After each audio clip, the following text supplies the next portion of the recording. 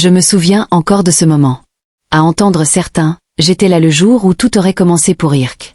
On raconte que je l'ai vu entrer discrètement dans un cercle fermé, une secte très influente, connue pour approcher des personnes ambitieuses, celles qui veulent réussir coûte que coûte. Rien d'officiel, tout se faisait dans le silence, loin des regards. Selon cette histoire, Irk traversait une période compliquée. C'est là qu'un proche l'aurait présenté au groupe.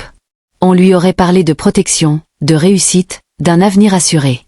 En échange, une seule règle, ne jamais parler, ne jamais confirmer. Toujours selon ce que j'ai entendu et vu dans ce récit, après cette entrée, tout aurait changé. Les opportunités se seraient multipliées.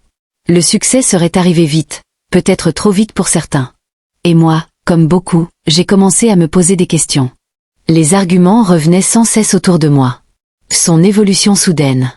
Son ascension rapide. Son silence face aux rumeurs. Pour ceux qui y croient, tout cela ne pouvait pas être un hasard. Mais maintenant, je dois dire la vérité. En réalité, je n'ai jamais vu de secte. Je n'ai jamais vu de preuves. Personne n'a jamais apporté le moindre élément concret confirmant ces accusations.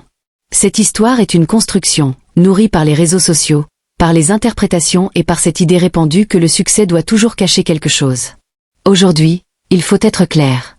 Irk n'a jamais été prouvé membre d'une secte. Aucune source fiable ne confirme ces rumeurs. Et tout cela reste du storytelling, pas des faits.